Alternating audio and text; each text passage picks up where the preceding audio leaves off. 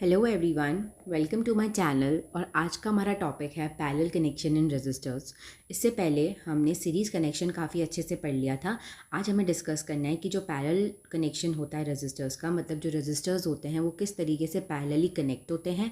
और जब हम उन्हें पैरेलल कनेक्शन कर लेते हैं रेजिस्टर्स का एक से ज़्यादा, तो क्या होता है कि हमें उसके अंदर इक्विवेलेंट रेजिस्टेंस निकालना आना चाहिए। ठीक है, तो सबसे पहले बात कर देते हैं कि रेजिस्टर्स हमारा क्या होता है। जो रेजिस्टर्स होते हैं वो अप्लायंसेस होते हैं जो क्या करते हैं, करंट के फ़्लो को हिंडर करते हैं या फिर रोकते हैं।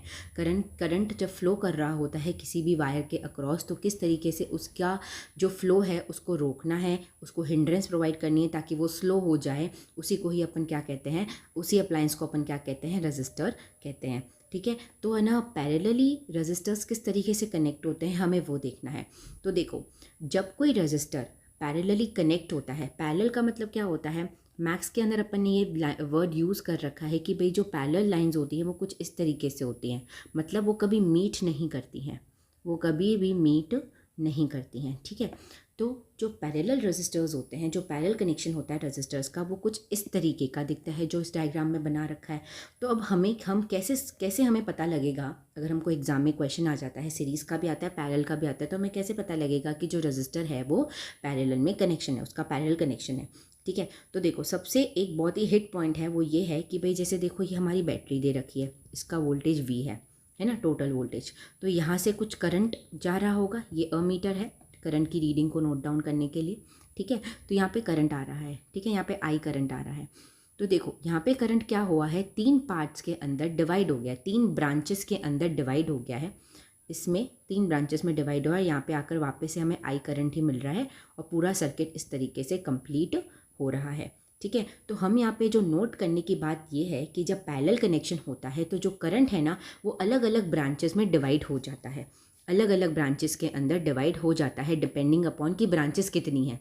जितने रेजिस्टर्स होंगे उतनी ब्रांचेस होंगी। ठीक है, ब्रांचेस होगी तो उसी हिसाब से क्या होगा, करंट जो है वो फ्लो करेगा, डिवाइड हो जाएगा। तो जैसे ही हमें दिखे कि करंट जो है वो अलग अलग पार्ट्स में डिवाइड हो रहा है, तो हमें स्ट्राइक कर जाना चाहिए कि जो हमारा सर्किट है वो कैसा सर्किट है, वो हमारा पैरेलल सर्किट है।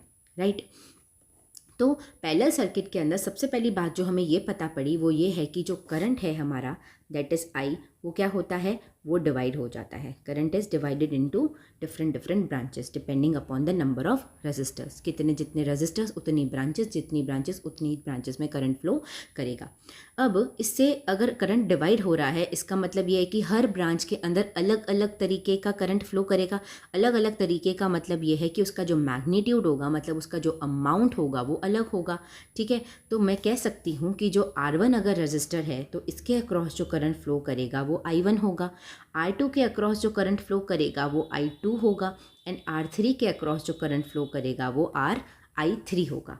ठीक है, तो 3 वैल्यूज़ आ जाएंगी हमारे पास करंट की। जो टोटल करंट था, दैट इज़ I, जो I था वो 3 पार्ट में डिवाइड हो गया है, I1 plus I2 and then I3। क्यों? क्योंकि जिस हिसाब से रेजिस्टेंस की वैल्यू होगी, R1 की वैल्यू जितनी होगी, R2 की कितनी होगी, R3 की कितनी होगी, उसके हिसाब से करंट जो है वो वेरी करेगा। ठीक है, नेक्स्ट पॉइंट जो यहाँ पे ध्यान देने की है वो ये है कि पैरेलल सर्किट के अंदर करंट भले ही डिफरेंट होता है, लेकिन जो वोल्टेज होता है, मतलब जो V होता है, पोटेंशियल ड्रॉप होता है, हर ब्रांच के अक्रॉस सेम ही होता है। मतलब R1 के अक्रॉस जो पोटेंशियल ड्रॉप होगा वो V होगा, R2 के अक्रॉस भी पोटेंशियल ड्रॉप V ही होगा, एंड R3 के अक्रॉस भी पोटेंशियल ड्रॉप जो होगा वो V होगा। तो यहाँ पे चेंजेस किस में आ रहे हैं, R1 और I1 की वैल्यू में आ रहे हैं, और जो पोटेंशियल है वो क्या है, वो हमारा सेम रहता है। ठीक है, तो अब पैरेलल सर्किट के अंदर अब ये बातें जान ली है, तो अब अपन जो इसका डेरिवेशन है, किस चीज़ का डेरिवेशन, कि भाई इक्विवेलेंट रेजिस्टेंस निकालना है। इक्विवेलेंट का मतलब क्या होता है, टोटल रेजिस्टेंस निकालने का, वो अपन का आराम से निकल जाएगा। ठीक है, तो सबसे पहले अपन यहाँ पे ओम्स लॉ को अपन को ध्यान में रखना पड़ेगा, that is V is equals to IR। ये अपन को दिमाग में बात रखनी पड़ेगी। ठीक है, इसी को यूज़ करके हमारा सारा जो है वो डेरिवेशन कंप्लीट हो जाएगा। ठीक है, अब मैं क्या कर रही हूँ, यहाँ पर करंट की वैल्यू को निकालने की कोशिश कर रही हूँ, दैट इज़ I1। I1 क्या होगा, I इज इक्वल्स टू क्या हो जाए, according to the Ohm's law I is equals to V/R होगा। तो अगर मुझे I1 की वैल्यू निकालनी है, मतलब इसकी वैल्यू मुझे निकालनी है I1 की, तो कैसे निकालूंगी, I is equals to V, तो यहाँ पे सेम ही है, V ही है, और R की वैल्यू क्या है, R1। ठीक है, ये हमारी फर्स्ट इक्वेशन आ गई। सेकेंडली, इसी तरीके से मैं I2 की वैल्यू निकालूंगी। I2 क्या होगा, V/R2 हो जाएगा। ठीक है, ये मेरी सेकेंड इक्वेशन आ गई। I3 क्या होगा, V/R3 हो जाएगा। ठीक है, पोटेंशियल देखो हर जगह सेम है, R1 R2 की वैल्यू अलग हो रही है और I1 I2 की वैल्यू भी अलग हो रही है। तो इस तरीके से मैंने जो डिफरेंट डिफरेंट ब्रांचेस के अंदर जो करंट है ना, वो मैंने इस फॉर्मूला से अपन निकाल सकते हैं। I1 is equal to VR1, I2 is equal to VR2 and I3 is equal to VR3। Right, अब मैं क्या कर रही हूँ, अब मैं टोटल करंट निकालने की कोशिश कर रही हूँ, दैट इज I। और I हमें पता है 3 ब्रांचेस में डिवाइड हुआ है, 3 पार्ट्स में डिवाइड हो गया, I1 I2 I3। ठीक है, तो I इज इक्वल टू मैं क्या लिख सकती हूँ, I1 plus I2 plus I3, क्योंकि यही तो पूरा करंट था जो अलग 3 पार्ट्स में डिवाइड हुआ था। तो I इज इक्वल टू इन तीनों के सम के बराबर। अब I1 I2 और I3 की वैल्यू अपन 1 2 और 3 इक्वेशन से यहाँ पर पुट कर देंगे, that is V/R1 plus V/R2 plus V/R3। Right, अब यहाँ पर देखो ये क्या है, हमारा टोटल करंट। टोटल करंट मतलब ये जो I करंट यहाँ से आ रहा था ना, जो यहाँ पे पड़ा हुआ था, ये वो करंट है। अगर टोटल करंट ये है तो मुझे इसके लिए टोटल पोटेंशियल V लेना पड़ेगा, ये रहा V, और टोटल रेजिस्टेंस R लेना पड़ेगा। और टोटल रेजिस्टेंस ही तो मुझे निकालना है। टोटल रेजिस्टेंस बोल दूं या फिर R इक्विवेलेंट बोल दूं या फिर इक्विवेलेंट रेजिस्टेंस बोल दूं, वही तो मुझे निकालना है। तो बस यहाँ पर मैं क्या पुट करूँगी, V/R इक्विवेलेंट, या फिर तुम R टोटल भी लिख सकते हो। अब चलो, अब अपन इसको सॉल्व करते हैं। तो V/R equivalent is equals to, यहाँ से मैं V कॉमन ले सकती हूँ, इन तीनों से V यहाँ तीनों से कॉमन ले सकती हूँ। V को अगर मैं कॉमन लेती हूँ तो यहाँ पर क्या आएगा, 1/R1 plus 1/R2 plus 1/R3 आ जाएगा। ठीक है, अब ये पोटेंशियल जो है V से V कैंसिल हो जाएगा। तो इससे हमारा जो फॉर्मूला है वो ये बन जाता है कि 1/R equivalent is equals to 1/R1 plus 1/R2 plus 1/R3। यह आ गया हमारा टोटल रेजिस्टेंस का formula in the parallel circuit. Equivalent resistance जो है इन अ पैरेलल सर्किट जो है वो आ चुका है, that is 1/R equivalent is 1/R1 plus 1/R2 plus 1/R3। ठीक है, तो इससे हमें ये पता चल जाना चाहिए कि जो अपन पैरेलल सर्किट अपन जब पढ़ते हैं, पैरेलल सर्किट जब अपन पढ़ते हैं तो उसके अंदर जो ओवरऑल रेजिस्टेंस होता है ना सर्किट का, पूरे रेजिस्टेंस की मैं बात कर रही हूँ, इंडिविजुअली बात नहीं कर रही हूँ, सिंगल की बात नहीं कर रही हूँ, इन तीनों को मिलाकर जो रेजिस्टेंस ऑफर करेगा सर्किट के अंदर, ये तीनों मिलाकर जो रेजिस्टेंस पूरे सर्किट को देंगे वो ओवरऑल क्या होगा, कम ही होगा। ठीक है, तो पैरेलल सर्किट के अंदर क्या होता है, एक ये बेनिफिट होता है कि जो ओवरऑल रेजिस्टेंस है वो क्या हो जाता है, डिक्रीज़ हो जाता है। लेकिन सीरीज सर्किट में अगर हमें ध्यान हो, तुम्हें ध्यान हो, तो क्या होता है कि जो ओवरऑल रेजिस्टेंस है वो बढ़ जाता था। ठीक है, तो अभी तक हमने पैरेलल सर्किट के अंदर जो करंट किस तरीके से डिस्ट्रीब्यूट होता है, पोटेंशियल कैसे कॉमन रहता है और ओवरऑल रेजिस्टेंस निकालना जो है हमने सीख लिया है। अब कुछ और इम्पॉर्टेंट बातें हैं जो हमें इस सर्किट के बारे में पता होनी चाहिए कि भाई पैरेलल सर्किट के अंदर जो है वो कुछ इंपॉर्टेंट पॉइंट्स जो है हमें रिमेंबर करने के लिए, वो ये हैं। पहला ये है कि जो ओवरऑल रेजिस्टेंस है इन द सर्किट वो कम हो जाता है। हमने देखा कि 1/R इक्विवेलेंट जो है वो 1/R1 plus 1/R2 plus 1/R3 के बराबर आएगा। ठीक है, ये जो है ना, इसका जो वैलिडेशन है, मतलब इसका जो प्रूव है, अपना एक क्वेश्चन करेंगे ना आगे, उससे हमें पता पड़ जाएगा। ठीक है, सेकेंड क्या है, बोल रहा है कि जैसे जो हम जानते हैं कि जो करंट है वो अलग अलग ब्रांचेस में फ्लो कर रहा है। जैसे कि अगर ये हमारा सर्किट है तो यहाँ पे जो करंट है वो अलग अलग ब्रांचेस के अंदर डिफरेंट तरीके से फ्लो करेगा, जैसी रिक्वायरमेंट वैसे फ्लो करेगा। तो हर अप्लायंस जो है वो क्या कर सकता है, अपने ही अनुसार करंट को ले सकता है और अपनी डिमांड के अकॉर्डिंग करंट लेकर है ना ऑपरेट अपने आप ही कर सकता है। ठीक है, जैसे सपोज करो कि अगर मैंने एक ब्रांच के अंदर मैंने एक बल्ब लगा दिया, दूसरे ब्रांच के अंदर मैंने फ़ैन लगा दिया, तीसरे ब्रांच के अंदर मैंने कोई और इंस्ट्रूमेंट लगा दिया, तो हर किसी की करंट की जो डिमांड होती है वो डिफरेंट होती है। तो पैरेलल सर्किट के अंदर हर अप्लायंस जो है वो अपने ही कैपेसिटी के अकॉर्डिंग, अपने ही डिमांड के अकॉर्डिंग जो है वो करंट ले पाएगा, क्योंकि जो हम पैरेलल सर्किट पढ़ते हैं उसके अंदर करंट जो है वो हर ब्रांच में डिफरेंट होता है। ठीक है, एक और सबसे इम्पॉर्टेंट बात जो है पैरेलल सर्किट की वो ये है कि भाई अगर हमारे पास 3 ब्रांचेस थी, ठीक है, इस तरीके से हमारे पास 3 ब्रांचेस थी सर्किट की, सॉरी रेजिस्टर की, है ना। तो अगर एक भी अगर अप्लायंस जो है, लेटर सपोज करो कि भाई पहली ब्रांच के अंदर जो मैंने बल्ब रखा था वो क्या हो गया, कोई फॉल्ट होने के कारण वो जो है वो काम नहीं कर रहा है, ठीक है। तो क्या होगा कि ये तो है, वो तो काम नहीं कर रहा है क्योंकि इसके अंदर फॉल्ट है। तो क्या होगा, इसकी वजह से पूरे सर्किट को कोई भी जो है वो नुकसान नहीं पहुंचेगा, क्योंकि यहाँ पर सेकेंड ब्रांच के अंदर अपना I2 करंट जा रहा है और थर्ड ब्रांच के अंदर जो है वो I3 करंट जा रहा है। ठीक है, हर किसी की करंट की जो सप्लाई है वो बंद नहीं हुई है। बाकी की दो जो सप्लाईज हैं I2 और I3 की सप्लाई अभी तक चालू है।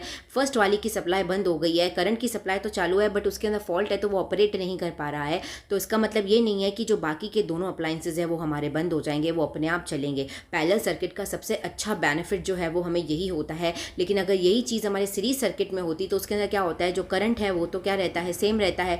तो अगर यहाँ पे अगर फॉल्ट आ गया और आगे करंट सर्किट कंप्लीट ही नहीं हो पाएगा, यहाँ पे करंट स्टॉप हो गया है चलना, क्योंकि जो हमारा अप्लायंस है वो ख़राब है, वो करंट ले ही नहीं पा रहा है। ठीक है, तो इसके अंदर क्या होता है, सीरीज़ के अंदर अगर एक भी चीज़ ना ख़राब हो जाती है या बंद हो जाती है तो आगे वाले सारे अप्लायंसेस जो है वो बंद हो जाते हैं। लेकिन पैरेलल सर्किट के अंदर हमको ये बहुत ही बढ़िया बेनिफिट देखने को मिलता है। इसमें क्या लिखा हुआ है कि वन अप्लायंस गेट्स ऑफ और get a fall then other appliance will not get affected by this, they will work on their own. ठीक है, अपना लास्ट पॉइंट जो है वो ये है कि जो वोल्टेज है वो सेम रहता है, हमने पहले ही देख लिया था, वापस से रिवाइज कर लो। और therefore each and every appliance glow at the same rate. ये बहुत इंपॉर्टेंट बात है कि भाई जब अपन पैरेलल सर्किट पढ़ रहे थे तो उसके अंदर मैंने तुम्हें कहा था कि हर रजिस्टर के अक्रॉस जो पोटेंशियल है वो सेम ही रहता है। अगर पोटेंशियल सेम रहता है तो हर अप्लायंस जो है वो सेम रेट के साथ ग्लो करेगा, अपने सेम इंटेंसिटी के साथ ग्लो करेगा। ऐसा नहीं है कि भाई अगर एक डिम लाइट थोड़ा सा डिम ग्लो कर रहा है तो दूसरा वाला ब्राइट ग्लो करेगा, ऐसा कुछ भी नहीं है। हर कोई अपने रेट से बहुत ही अपनी सफिशिएंट कैपेसिटी के अकॉर्डिंग जो है वो क्या करेगा, उसी रेट से ग्लो करेगा, उसी इंटेंसिटी के साथ जो है वो वर्क करेगा। क्यों करेगा, क्योंकि यहाँ पे जो वोल्टेज है दैट जो भी है वो क्या रहता है, सेम रहता है। ठीक है, तो ये सब हमारे क्या रह गए, ये सब हमारी थ्योरेटिकल बातें रह गई of the parallel circuits of the resistors. अब बात करते हैं हमारी क्वेश्चंस की कि भाई किस तरीके से हमें क्वेश्चन को अप्रोच करना है अगर हमारे पास ये अगर पैरेलल सर्किट का क्वेश्चन आ जाए तो। और ये बहुत ही श्योरिटी है कि भाई इससे क्वेश्चन आता ही है। ठीक है, और न्यूमेरिकल बेस्ड ही आता है मोस्ट प्रोबेबली। तो अगर थ्योरेटिकल आता है तो हमने वो भी पढ़ लिया है। अभी अपन क्वेश्चन प्रैक्टिस करते हैं। अपना पहला क्वेश्चन क्या बोल रहा है, देखो ये जो अपन फिजिक्स पढ़ रहे हैं ना उसके अंदर क्या होता है, अपन को एक बार क्वेश्चन को समझना होता है। एक बार क्वेश्चन समझ में आ गया ना तो बस हमें पता होना चाहिए हमें दे क्या रखा है, क्वेश्चन पूछना क्या चाह रहा है और उसमें फॉर्मूला क्या रखना है, दैट्स इट। ये आ गया तो हमारे सारे क्वेश्चन सॉल्व हो जाएंगे। देखो कैसे अप्रोच करना है क्वेश्चन को, देखो पहले क्वेश्चन को रीड करो। Calculate the equivalent resistance of the two resistors of 3 ohm and 6 ohm which are connected in parallel. देखो मुझे क्या कैलकुलेट करना है, मुझे इक्विवेलेंट रेजिस्टेंस कैलकुलेट करना है। इक्विवेलेंट रेजिस्टेंस कैलकुलेट करना है, इसका मतलब ये है कि मुझे आर इक्विवेलेंट कैलकुलेट करना है, राइट, मतलब आर टोटल कैलकुलेट करना है। ठीक है, किसका कैलकुलेट करना है, दो रजिस्टर्स दे रखे हैं मेरे पास, एक 3 ओम का है और एक 6 ओम का रजिस्टर है। R1 और R2 की वैल्यू दे रखी है, इसको मैं R1 मान लेती हूँ, इसको मैं R2 मान लेती हूँ। R1 is 3 ohm and R2 is 6 ohm, that is given, ये हमको गिवन है। ठीक है, लेकिन ये जो दो रजिस्टर्स है ना वो पैरेलल में कनेक्शन इनका हो रखा है। पैरेलल सर्किट के अंदर मेरे पास दो रजिस्टर्स हैं R1 और R2, इनका पैरेलल कनेक्शन हो रखा है और मुझे इसका टोटल रेजिस्टेंस सर्किट का निकालना है। ठीक है, तो अपन एक बार इसका डायग्राम बना देते हैं। देखो कौन से दो रजिस्टर्स थे एक बार चेक कर लेते हैं, R1 and R2, 3 and 6। Okay, चलो कैसे करेंगे इस क्वेश्चन को कि भाई देखो मैंने सर्किट डायग्राम बना देते हैं। यहाँ पर मेरा एक रजिस्टर है R1 जिसकी वैल्यू 3 ओम की है और यहाँ पे मेरा रेजिस्टेंस जो है वो R2 है जो कि 6 ओम की है। मैं ऐसे क्यों बना रही हूँ, क्योंकि उन्होंने खुद दे रखा है कि भाई ये दोनों रजिस्टर्स जो हैं वो कैसे कनेक्टेड हैं, वो पैरेलली कनेक्ट हैं। यहाँ मैंने अमीटर बना दिया, यहाँ मैंने बैटरी बना दी। ठीक है, ये V वोल्ट की बैटरी है। वोल्टेज दे रखा है क्या क्वेश्चन में, ये चेक करो। वोल्टेज नहीं दे रखा है। ठीक है, तो अपन को यहाँ पर भी नहीं वोल्टेज की वैल्यू लिखनी है। ठीक है, यहाँ से हमारा कुछ अमाउंट ऑफ करंट आएगा, यहाँ पे तुम्हें वोल्ट मीटर को कनेक्ट कर देना है। ये सिर्फ तुम्हारी सहूलियत के लिए है। ठीक है, और डायग्राम बना के आओगे तो उतना अच्छा रहेगा, कंसेप्ट उतने क्लियर रहते हैं। ठीक है, तो ये देखो R1 and R2 is given, R1 is 3 ohm and R2 is 6 ओम। ठीक है, मुझे ये दोनों का कनेक्शन कैसा है, पैरेलल कनेक्शन है। ये सिंबल क्या रिप्रेजेंट करता है, पैरेलल कनेक्शन को रिप्रेजेंट करता है। ठीक है, ये दोनों पैरेलली कनेक्ट हैं, ये हमें क्वेश्चन में गिवन है। अपन को ब्रैकेट में लिख के आना होता है कि भाई ये गिवन है हमें। ठीक है, अब हम जानते हैं कि 1 upon in the parallel circuit 1 upon R equivalent is equals to 1 upon R1 plus 1 upon R2, यही होता है। ठीक है, और इक्विवेलेंट चीज़ तो मुझे निकालनी है तो उसको एज इट इज़ रख दो। ठीक है, 1 अपॉन R1 की जगह मैं 3 ओम लिख सकती हूँ, ये मैंने लिख दिया, प्लस 1/R2 की जगह मैं 6 ओम लिख सकती हूँ, ये भी मैंने लिख दिया। अब मुझे इसको सॉल्व करना है सिंपली, ठीक है। इसको सॉल्व कैसे करेंगे, एलसीएम लेकर, इसका एलसीएम क्या आ जाएगा, 6 आ जाएगा। इधर ऊपर क्या लिख देंगे 2 और इधर हम लिख देंगे 1, ठीक है। तो ये क्या आ जाएगा 3/6 आ जाएगा। इसको अपन और सिंप्लीफाई करें तो 1/2 आ जाएगा। तो 1/R इक्विवेलेंट जो है वो 1/2 आया है, ठीक है। या फिर मैं ऐसा कह सकती हूँ क्या कि R इक्विवेलेंट जो है वो 2/1 आया है, या फिर 2 ही आया है, 2 ओम आया है, राइट। इसको मैंने रेसिप्रोकेट कर लिया एग्जैक्टली। अभी अपन को जो 1/2 जो वैल्यू मिली है ना, वो 1/R की मिली है, ठीक है। अपन को तो R निकालना है ना, इन द पैरेलल सर्किट अपन को R निकालना है। तो मैंने R कैसे निकाला, ये देखो मैंने क्रॉस मल्टीप्लाई कर दिया, ठीक है। R इंटू 1 R ही होगा, 2 इंटू 1 2 होगा। तो देखो 2 ओम जो है वो आ गया हमारा आंसर, ठीक है। इतने सिंपल क्वेश्चंस आते हैं। अब ये नेक्स्ट क्वेश्चन देखते हैं हमारा। भाई जो हमारा R1 है वो 2 ओम है, जो R2 है हमारा वो 6 ओम का है, और जो हमारा R3 है वो 4 ओम का है, ठीक है। तो देखो इस तरीके का जो सर्किट होता है ना, उसे अपन मिक्स सर्किट इसलिए कहते हैं क्योंकि इसके अंदर क्या है, हमें सीरीज़ और पैरेलल कनेक्शंस दोनों देखने को मिल रहे हैं। कैसे, देखो यहाँ से जो करंट की सप्लाई हो रही है, ठीक है, यहाँ पर भी वही आई करंट आया, लेकिन जैसे ही यहाँ पे करंट पहुँचा, इधर इस टर्मिनल पे पहुँचा, तो यहाँ पे 2 ब्रांचेस जो है वो हमें देखने को मिल गई। तो जब अपन ने पैरेलल सर्किट पढ़ा था तो अपन ने यही कहा था कि अगर अपन को कोई भी सर्किट दे दिया जाता है तो अपन कैसे देखकर पहचान सकते हैं कि भाई वो पैरेलल है कि सीरीज़। तो मैंने कहा था कि जब पैरेलल सर्किट होता है उसके अंदर करंट का जो है वो डिस्ट्रीब्यूशन हो जाता है इन डिफरेंट ब्रांचेस। तो देखो यहाँ पर जो करंट है वो डिफरेंट ब्रांचेस के अंदर I1 और I2 के फॉर्म में डिस्ट्रीब्यूट हो रहा है। तो इसका मतलब ये है कि जो 6 ओम वाला रजिस्टर है और जो 4 ओम वाला रजिस्टर है वो पैरेलली कनेक्टेड है, ठीक है। तो हम क्या करते हैं, जब इस तरीके का मिक्स सर्किट आता है तो हम इसे पार्ट्स में सॉल्व करते हैं, ठीक है। तो देखो सबसे पहले अपन क्या करेंगे कि ये जो पैरेलल जो रजिस्टर्स दे रखे हैं तो अपन इनका इक्विवेलेंट रजिस्टर्स निकालेंगे, ठीक है। तो 1/R इक्विवेलेंट हम जानते हैं जब पैरेलल सर्किट होता है तो इस तरीके से ही निकाला जाता है। तो 1/R2 प्लस 1/R3 आएगा, ठीक है। तो 1/6 प्लस 1/4 आ जाएगा, राइट। अब अपन इसको सॉल्व करेंगे तो एलसीएम लेना पड़ेगा। तो एलसीएम लेकर हमारे पास कुछ इस तरीके की वैल्यू आएगी 10/24। 10/24 किसकी वैल्यू है, 1/R इक्विवेलेंट की, ठीक है। अब मैं बोल रही हूँ कि तुम्हें R की वैल्यू निकालनी है, R इक्विवेलेंट की वैल्यू निकालनी है, तो वो कैसे निकालोगे, देखो इसको क्रॉस मल्टीप्लाई कर दो, 10 into R equivalent which is equals to 24 into 1, right. तो R इक्विवेलेंट जो है वो क्या आ जाएगा 24/10, दैट इज़ 2.4 ओम, ठीक है। तो 6 ओम और 4 ओम की जगह अब मैं क्या लिख सकती हूँ, 2.4 ओम भी लिख सकती हूँ। 2.4 ओम लिखेंगे तो उसका सर्किट डायग्राम अब कुछ इस तरीके का बनेगा। ये पहले जो 2 ओम का रजिस्टर लगा हुआ था वो, और ये जो मैंने सॉल्व करा, अपन ने जो सॉल्व करा पैरेलल सर्किट का 6 और 4 का, तो वो 2.4 ओम आया, ठीक है, ये हुआ। इसके बाद यहाँ पर जो बैटरी लगी थी 6 वोल्ट की वो एज इट इज़ हमें रख देनी है, ठीक है। तो अपन को ये कह रहे थे फर्स्ट क्वेश्चन के अंदर कि calculate the total resistance of the circuit. अभी तक हमारे पास टोटल रेजिस्टेंस आया नहीं है, ठीक है। अभी तक तो हमने पैरेलल कॉम्बिनेशन चेक करा है। अब ये दोनों जो रेजिस्टेंस है वो कैसे हैं, इनका कॉम्बिनेशन, ये R1 है और ये RP ले लो, ठीक है, क्योंकि ये पैरेलल कॉम्बिनेशन का था ना तो उसको RP ले लो, लेट्स से, मतलब मान लिया है हमने इसको। तो देखो यहाँ पर जो करंट की सप्लाई हो रही है बैटरी से, तो इधर भी आई करंट ही जा रहा है, इधर भी आई करंट ही जा रहा है। इसके अंदर अब कोई डिफरेंट मतलब अपने पास ब्रांचेस है ही नहीं करंट को जाने के लिए, तो एक ही ब्रांच से करंट ट्रैवल कर रहा है तो आई करंट ही ट्रैवल कर रहा है। इसका मतलब ये सीरीज़ कॉम्बिनेशन है ना। तो सीरीज़ कॉम्बिनेशन के अंदर अपन जब रेजिस्टेंस निकालते हैं इक्विवेलेंट रेजिस्टेंस, तो वो R1 प्लस R2 के बराबर होता है।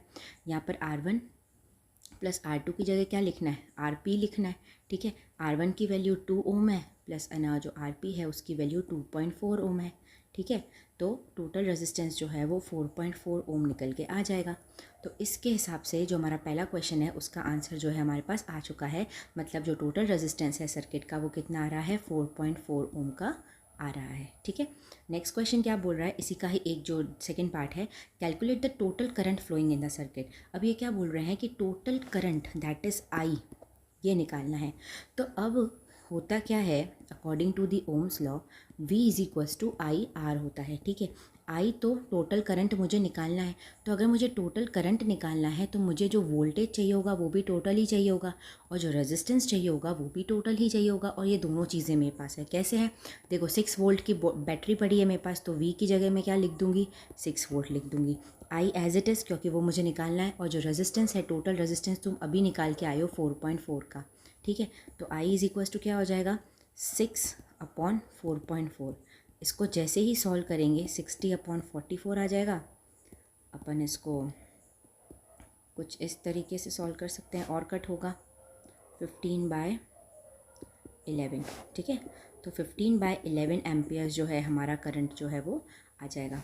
सही कट किया ना, 2 3 0 एंड 2, हाँ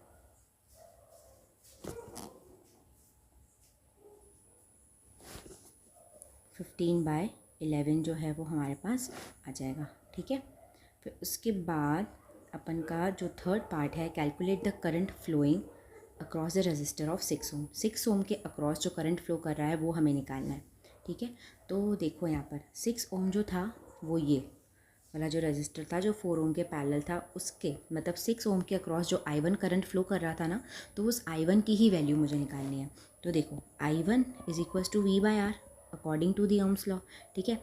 V तो तुम्हें पता है, अपन ने देखा था कि जब पैरेलल कॉम्बिनेशन होता है तो जो पोटेंशियल होता है वो सेम ही रहता है अक्रॉस द रजिस्टर्स, ठीक है। तो I1 is equals to V की जगह क्या आ जाएगा, 6 आ जाएगा, और R की जगह मेरे पास क्या आ जाएगा, क्योंकि 6 ओम के अक्रॉस ही निकालना है तो 6 ही आ जाएगा। तो 6/6 1 एम्पियर का करंट जो है वो आ जाएगा, ठीक है। तो इस तरीके से हमने ये तीनों क्वेश्चंस भी सॉल्व कर दिए, क्वेश्चन सॉल्विंग अप्रोच भी देख ली। ये क्वेश्चन काफ़ी इंपॉर्टेंट क्वेश्चन है, ठीक है। अगर ये समझ में आ गया ना तो पैरेलल सर्किट से रिलेटेड जितने भी क्वेश्चन होंगे तुम सॉल्व कर लोगे, ठीक है। क्योंकि इसके ना सारे क्वेश्चंस मतलब ऑलमोस्ट अलग अलग तरीके के जो क्वेश्चन पूछे जाते हैं वो आ गए हैं, एक ही क्वेश्चन के सब पार्ट्स हैं, है ना। तो देखो ये सब था हमारा पैरेलल सर्किट का पूरा डिटेल टॉपिक अपन ने डिस्कस किया, थ्योरेटिकल भी देखा, क्वेश्चन सॉल्विंग अप्रोच भी देखी। आई होप आपको ये सब समझ में आ गया होगा, and thank you so much for watching.